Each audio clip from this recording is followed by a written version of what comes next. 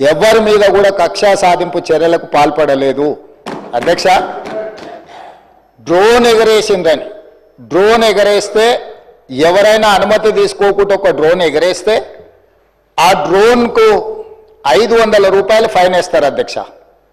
కానీ పార్లమెంట్ సభ్యుడిగా, Congress party working ప్రెసిడెంట్గా నన్ను అరెస్టు చేసి జైలుకు పంపించి మామూలుగా దానికి 500 రూపాయల ఫైన్ ఉంటే బిలో 7 years ఉంటే రిమాండ్కే పంపరు, పోలీస్ స్టేషన్ బెయిల్ ఇవ్వాలి. కానీ అధికారాన్ని అడ్డం పెట్టుకొని అన్ని రకాల వ్యవస్థల మీద ప్రభావితం చేసి చర్లపల్లి జైలుకు పంపించి నక్సలైట్లు, ఐఎస్ఐ తీవ్రవాదులు ఉండే డిటెన్షన్ సెల్లో ఒక కాంపౌండ్లో ఏ ఒక్క ఖైదీని లేకుండా 7 ఫీట్లు బై 12 ఫీట్లు ఉంటే అందులో 3.5 ఫీట్లు పండుకోవడానికి దిమ్మె ఉంటుంది, ఒక చిన్న బాత్రూమ్ ఉంటుంది అధ్యక్ష.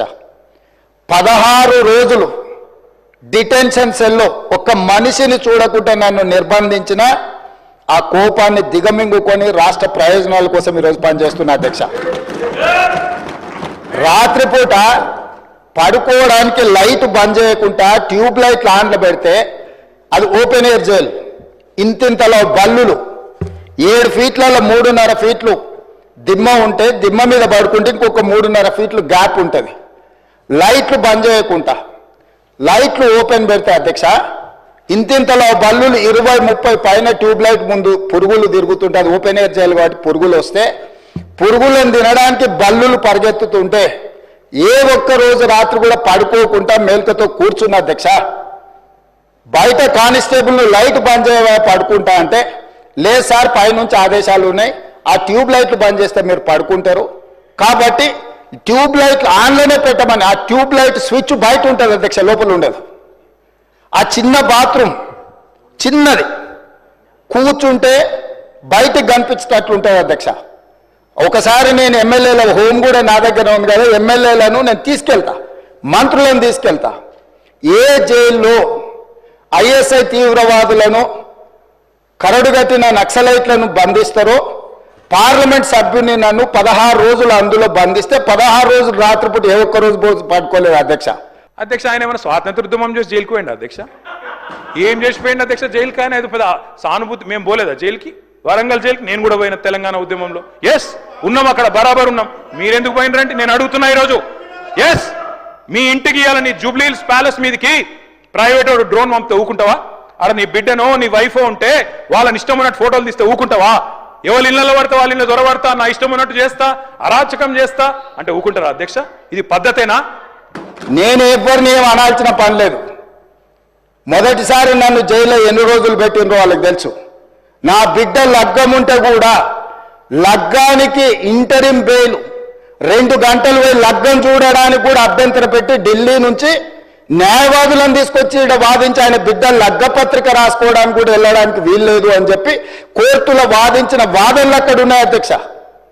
కోర్టు నాకు కండిషనల్ బెయిల్ ఇచ్చింది అధ్యక్ష. చర్లపల్లి జైలు నుంచి ఎన్కన్వెన్షన్ ఫంక్షన్ హాల్కి పోయి నా బిడ్డ లగ్గపత్రిక రాసుకొని అక్కడి నుంచి సీదా మళ్ళీ చర్లపల్లి జైలుకు పోయిన అధ్యక్ష. రాజకీయ కక్షా సాధింపు మీద నాదా? నా బిడ్డ లగ్గానికే పోకుంటే నన్ను అడ్డుకున్నా ఎవరికైనా అధ్యక్ష, మన పిల్లల కంటే మనకేముంటుంది అధ్యక్ష ఈ భూమి మీద? నా బిడ్డ లగ్గానికి లగ్గపత్రిక రాసుకోవడానికి కూడా అడ్డుకుంటే కూడా నేను మిమ్మల్ని ఏమనలే.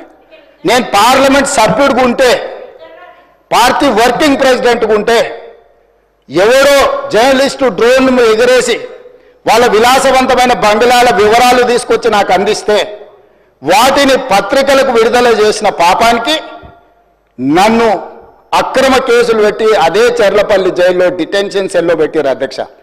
16 రోజులు నిద్రలేని రాత్రులు గడిపిన పార్లమెంట్ సభ్యుడిగా, పార్టీ వర్కింగ్ ప్రెసిడెంట్గా అయినా నేను కక్ష చూపించలేదు అధ్యక్ష. నిజంగానే నేను కక్ష చూపించదలుచుకుంటే మీ కుటుంబంలో ఒక్కరు కూడా బయట ఉండరు అధ్యక్ష. అందరు చర్లపల్లినే.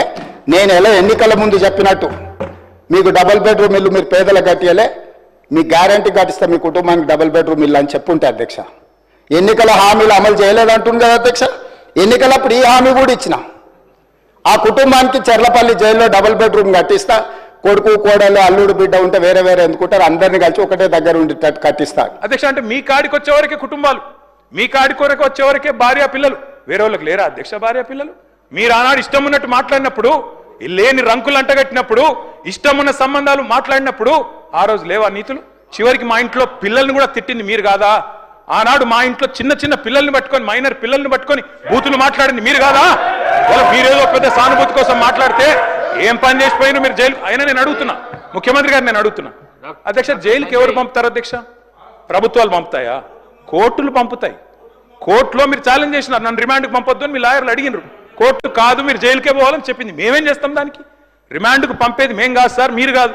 ముఖ్యమంత్రి గారు హుంకరిస్తున్నారు. నేను అనుకుంటే అక్కడ ఎవరు మిగిలరు.